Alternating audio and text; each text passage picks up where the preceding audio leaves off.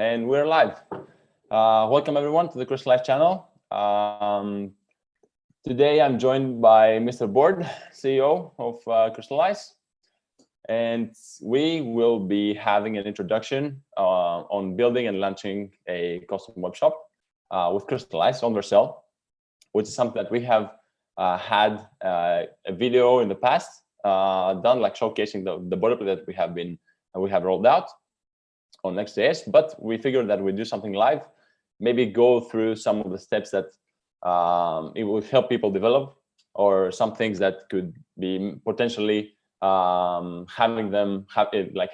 issues. So we'll take care of that, make sure we go through all the steps of building, starting a new tenant, and all the way to deploying something in production.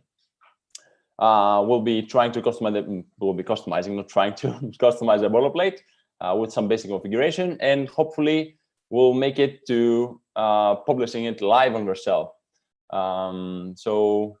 Mr. Board, if you want to, you can have the screen and tell us a little bit more on that. Sure, thanks, Stavros. So first of all, those that haven't already tried out, you can create your own tenant in Crystallize, which is basically your own instance. It's free on the crystallize.com website. Create an account and just fill in this wizard here.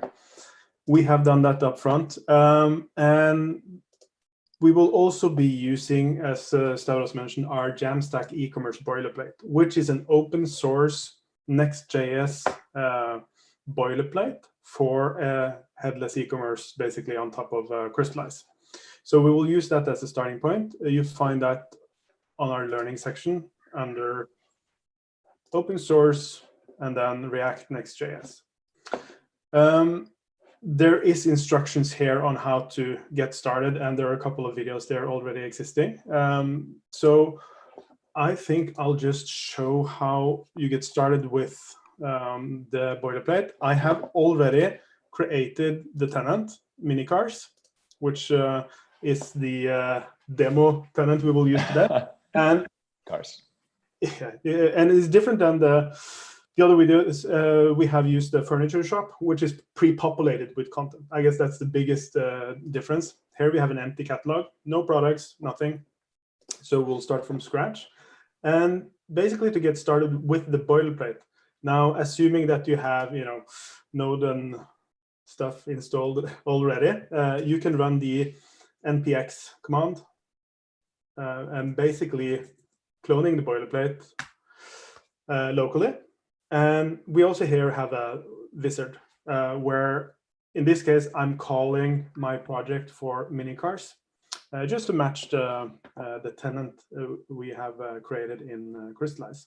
And basically, this wizard will ask if you want to have a template with pre-filled data. This is what we've done in the previous videos, but now we'll do our very own tenant.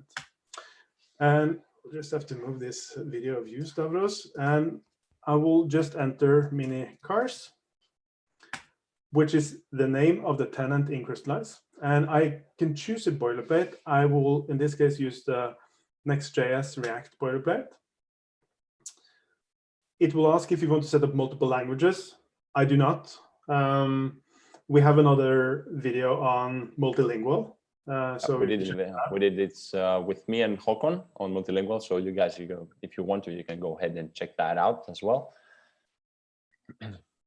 And then it will ask if you want to set up payment methods, and also if you want to use SendGrid for emails, order confirmation and login emails and that sort of thing. So I'll choose both of them, and I'll choose Stripe as a payment.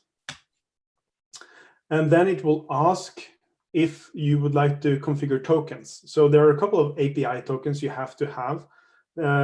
So I'll just say yes here, and I'll just enter the defaults. So it's the Crystallize access tokens. This is to place the order in Crystallize after the payment is verified.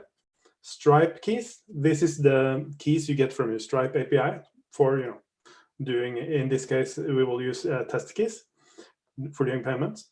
And we'll use the SendGrid API keys, which is, again, to send emails. So this will now install some packages and configure our repo. In the meantime, I'll switch to the Crystallize tenant and basically start populating here. So I will also, with the help of Stavros, create a web shop from scratch, basically. So we'll start with some folders, and we are doing cars as an example in this case, mini cars. So I'm creating a folder for cars, but we also want to market them. So I do a folder called stories. And I'm creating also, an about page, because you want to have that for your store. Just reordering them a little bit. I want to have the cars first. And if I would like to create my first product, I can go into the cars folder and basically select create and choose a product. And I'm going to call this race car. And I have here some images. I'll use this guy. I'll put a price, let's say 230. You can have a SKU, race car SKU, and I only have one in stock for this guy. I will now publish it. And this is basically creating my first product. And I guess, Stavros, you can create a couple of more products in the background for me. Yeah, sure thing. So that we have a little bit more to work with. So here we basically now have a catalog, and I'm going to take these folders and actually publish them, because you can, in Crystallize, you can create folders and documents and products, and you can have private drafts. But in this case, I'll just choose to publish them directly. Stavros will add a couple of more products here under the car. Yeah, this is what I'm doing now. And maybe also fill out, the about page and make it pretty. Sure, pretty. There are things that, in order for the boilerplate to automatically, show the products on the landing page and, load the default grid, there are a couple of things you have to do to your tenant. So out of the box, you can go to the shapes. And this is where you configure the structure of your products, but also the folders and documents. So I'll go to the folder shape. And basically, what I'll do here is I will choose one of the components, which is a grid relation. This means that I can create a semantic relation between any folder and a grid that I create. And I'll just call this grids. Yes, I want to update the shape. And now I've changed the structure of the folders that are in the default folders that we have in Crystallize. I'll also do another thing with the article or document shape, which we use for stories, because we'll add some rich content here, and I'll just add a component called video. The default render components in our NextJS boilerplate are supporting videos out of the default setup. So I'm just adding this so we can populate it. So now we have a basic catalog with, as you see here, a couple of cars that Stavros has created. And we also have a folder for stories. So what I'll do is I'll create one story here and just call it amcar. And title, I'll just do the same, amcar. And what I'll do here is select this image. Nice story here. And what I'm creating this document from is basically a structure where I have the title, I have the image and an intro, followed by a body, which is a component called paragraph collection. So more stuff here. Really good content. But what I want to show is I can then populate this with images, just drag and drop. And also I can do the same with videos. So I have here a HD video that is now being automatically uploaded and transcoded to the CDN. So this is happening both with the videos and the images. And images are even transcoded into WebP, so that it's ready to be used for a modern e-commerce front-end experience. Maybe you can create another story here also, Stavros, and publish it. Okay.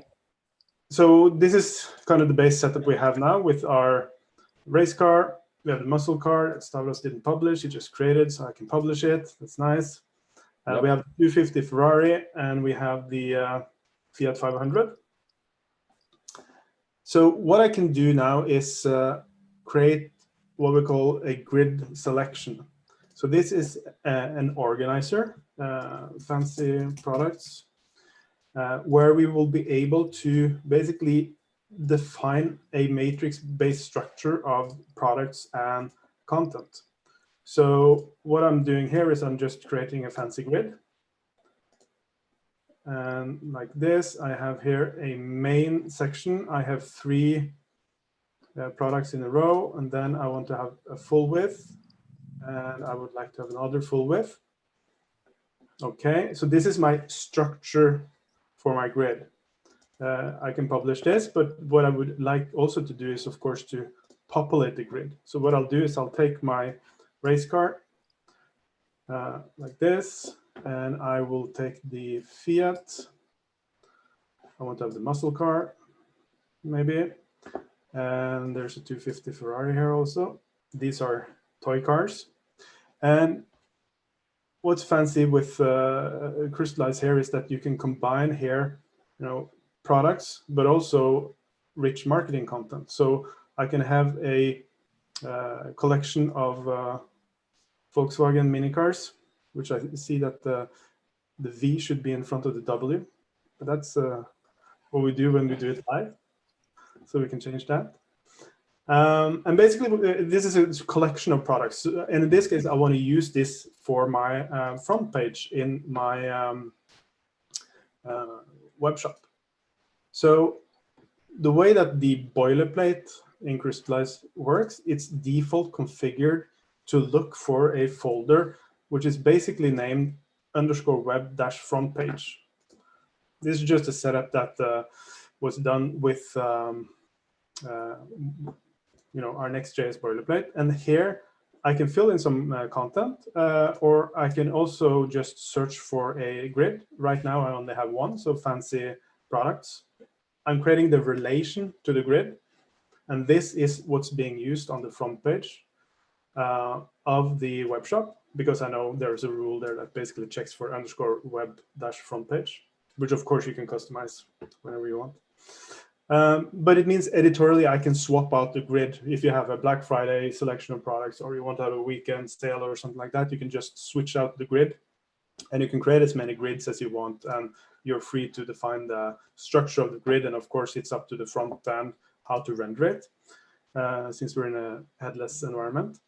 And what I can do now is, since I've now created the products and basic structure for a simple shop, I can go back to my, let me see if I can, I have some Zoom information over my window. It's very useful. So I'll do it just like that. I'll enter the folder, which basically was created by the boilerplate that we started with, mini cars. And what I'll do here is I'll start VS Code, just because we want to be changing things up. But before I get started, I want to start the boilerplate locally, just to check where we are with the default configuration now, using my mini cars tenant with the products that we just loaded up. And this will fire up a web server at localhost port 3000. So I'll just open up this.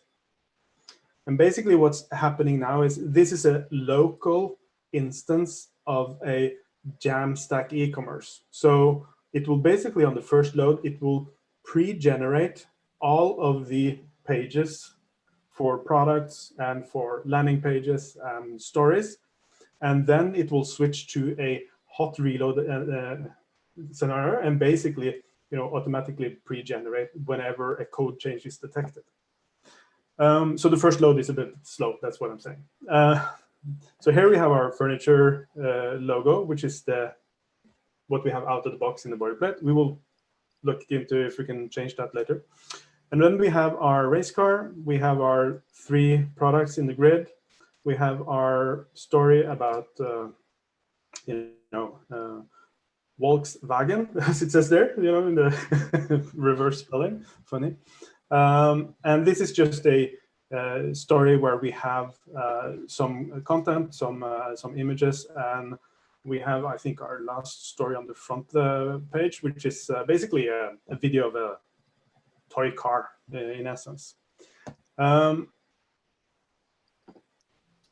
Let's see if we can go live with this one. Again. Yeah, sure thing. So what I'll do is I'll just stop the local server here, and I'll run Vercel -- prod.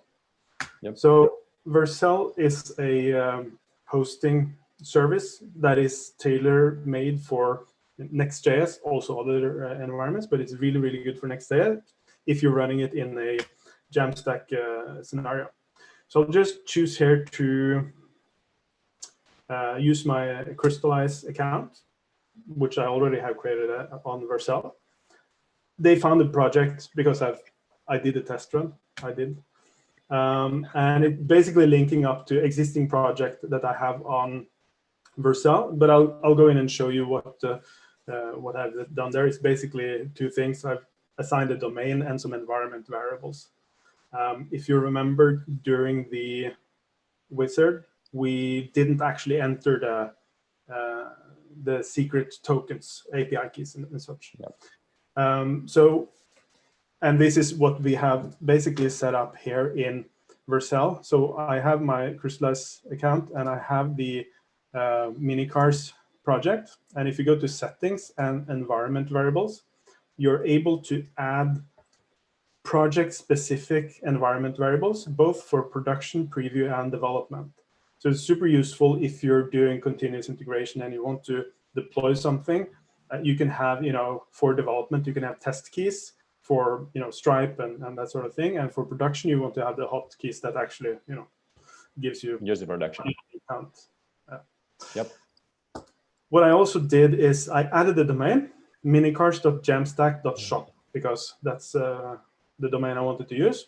By default on Vercel, you also get a .vercel.app domain that you can use. So, but I want to just add a custom domain. And what has happened here is that it's basically deployed this, and you all can test this now. It's minicars.jamstack.shop. So if you open that up in your browser, you will see that you have a pretty fast shopping experience. And it's using the products that we just created in our Crystallize tenant. So we've already been able to deploy on an actual domain with our custom products. What I also did, since I configured during the checkout, it's not the checkout, but the in the CLI when you install the boilerplate. Yep. I said that we want to have Stripe payments, and since I'm switching to the Vercel service here, I have defined the Stripe public key and secret, so I can do a checkout here. And this is in test mode, so we're using 42 as that's the test card for Stripe, right? For Visa. Yep, that's correct. Just so type 42 away. So I can complete this as a purchase, and it is basically giving me an order confirmation of my race car. And what has happened, since I also provided the tokens for Crystallize, it will place the order in the order intake in Crystallize. So I'm already now receiving live orders in this environment here. We have a setup here where what we call fulfillment pipelines is basically enabling us to create custom processes for fulfilling your orders. So I can do here a pipeline which I call home delivery. And then you can have different states. I can do new. I can add a step that is packing, a state that is in transit, for example. And you can add as many steps as you wish, delivered, like this. And I can create this as a fulfillment pipeline. And what this is basically a way for me to manage an order. And of course, if you have multiple pipelines, you can just drop them in the appropriate pipeline. And here you see that I've assigned this order to a home delivery pipeline. And if I look at the home delivery pipeline and I just do a refresh of this guy here, I'm able to change the status of the order. And what's happening behind the scenes here is that you get webhooks fired whenever you are changing the state. And of course, you can change the state here also based on API calls. So this is the quick round trip basically for launching a custom web shop on top of Crystallize. And we did build out our product catalog. And we did basic configuration of the boilerplate. We deployed it live on Vercel, and you can all check this out right now. I actually think we lost Stavros during the live stream here. That's interesting, as he's hosting it. So I'm not totally sure if this is now still being streamed, but I'm sure it is. What we also then wanted to do is, okay, one thing is to launch the web shop with the default setup.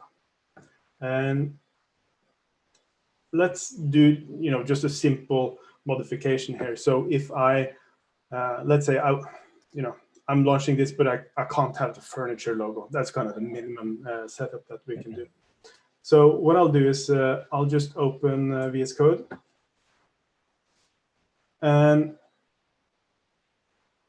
I can open my folder, mini cars here. Where is it? There we have it.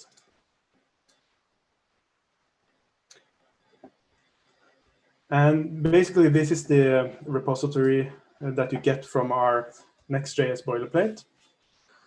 So Stavros, welcome back. Yep, sorry, Zoom crashed for some reason. I don't know why. I got disconnected from the meeting, but came right back, hopefully. Yeah, should be no problem. So what I want to do is I have here a logo that Didrik was nice to create. So what should I do in order to get this this guy public? Yeah. So essentially, in order to do the boilerplate is built to just make these continuous integrations, right? So like you're just doing now, just placing your image, your logo somewhere. Public/static is where we have usually all our logos or whatever PNG static files that we want to use.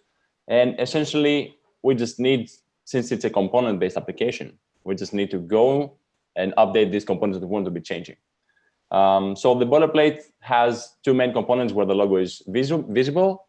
One would be in the header, and one would be all the way down in the footer, essentially. So simply just replacing the file or the path of the file that we want to be using should be doing the trick.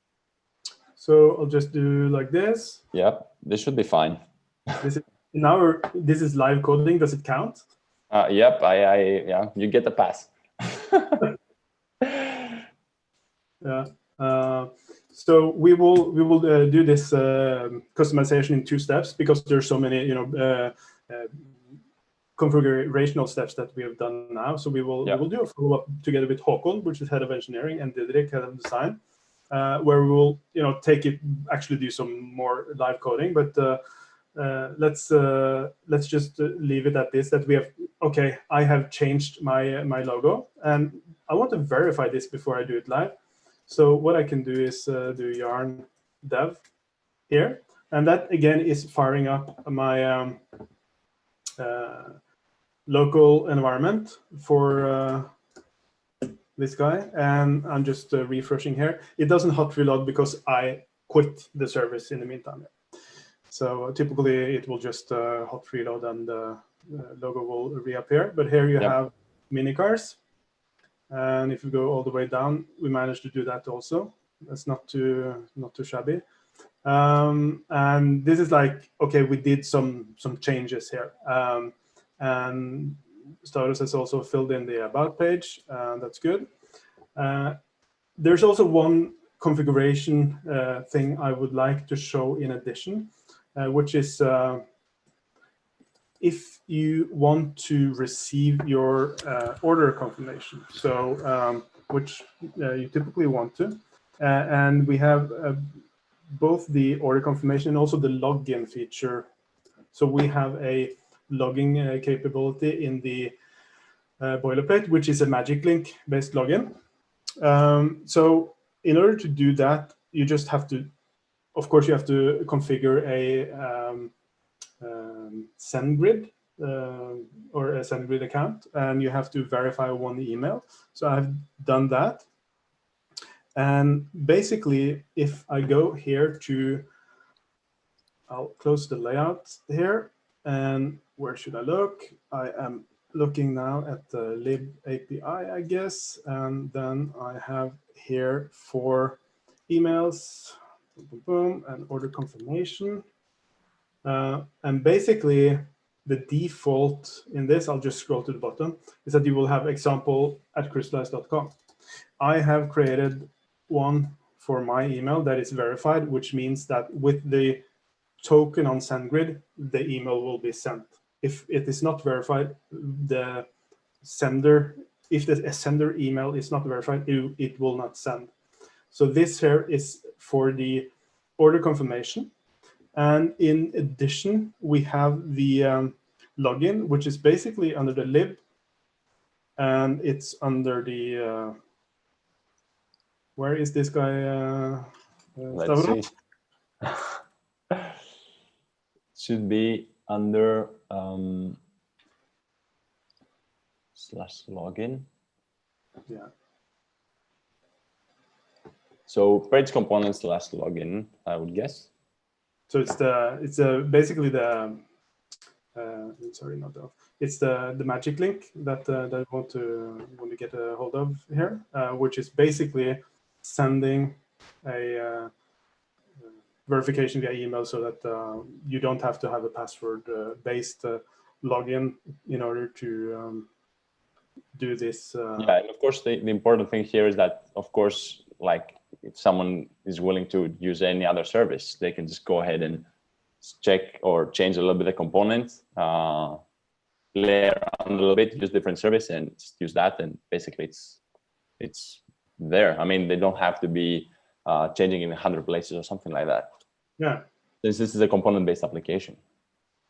And basically for the, just to show that also, so we have this here is the email that is being created. So this is HTML email basically with the order confirmation. And what you have here is, I'll just drag this over.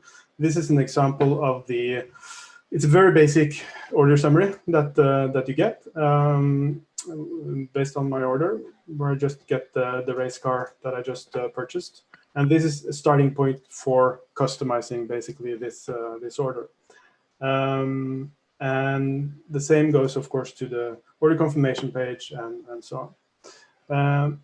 Okay, but if we're happy with these basic configurations that we have done now, Stavros, let me just do another deployment. Yep.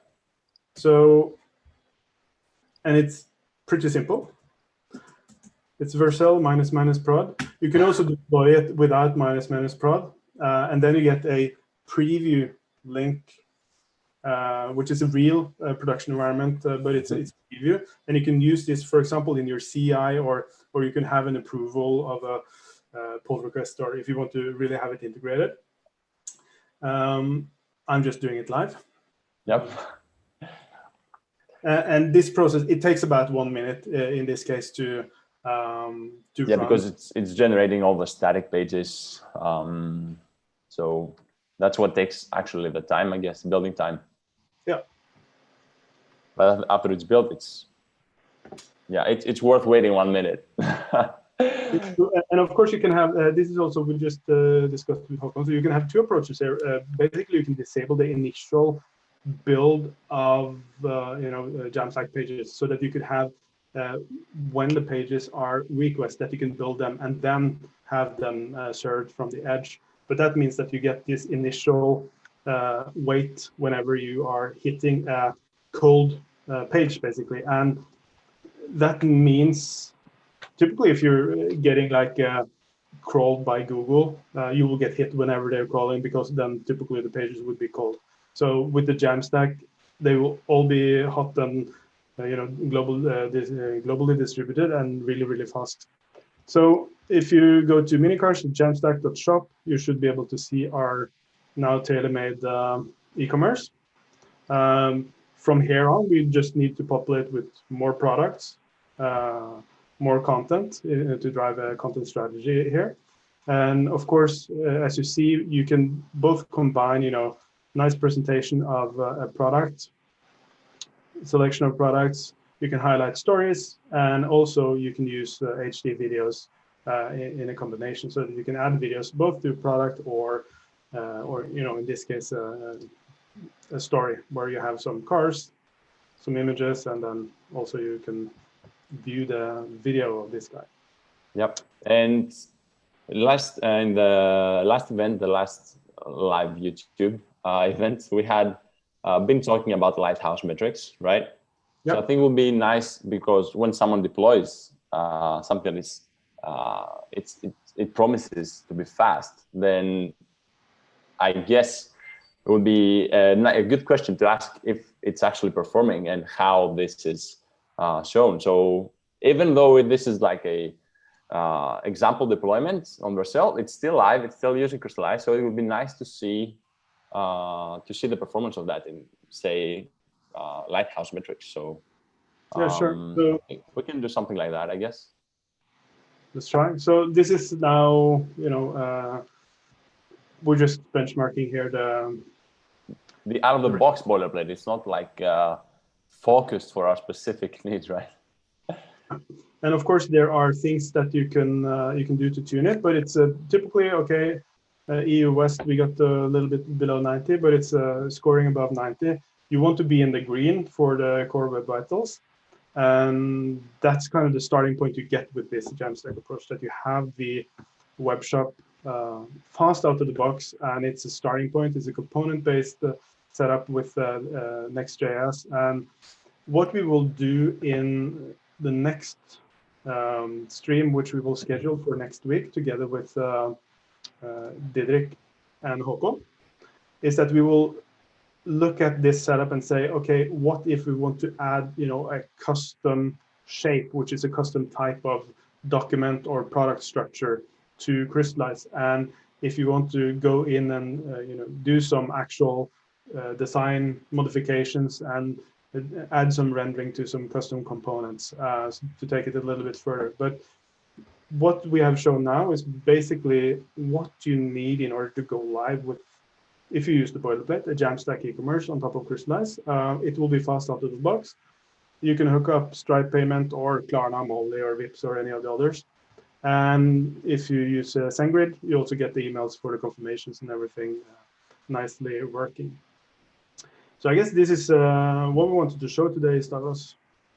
That's true. So just like you said, actually the next event that we're planning, it should be pretty interesting. I see a lot of people actually that are interested in how they can tune, for instance, the front page, like using the grid maybe somehow tuning that, or like you said, making the each of the components, such as the product page, different, or have its own unique style. So yeah, this will be a very interesting one to see next week.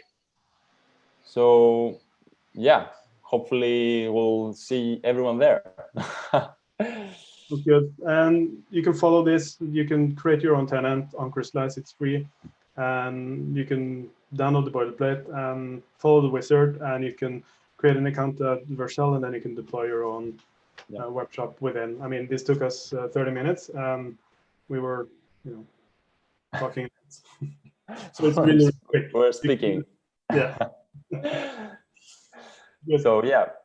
Thank you everyone for joining. Hopefully we'll see you in the next one. It will be a really good one, in my opinion. So anything you need, of course, the whole team is fairly easy to reach, I guess, through the community, the Slack community that we have. A link is in the description as well. So if you have any questions on any matter, what we did here, what we're going to be doing next, feel free to reach out to me and the entire team, basically. We're open for that. So I say this is good to go. This is goodbyes. Thank you again.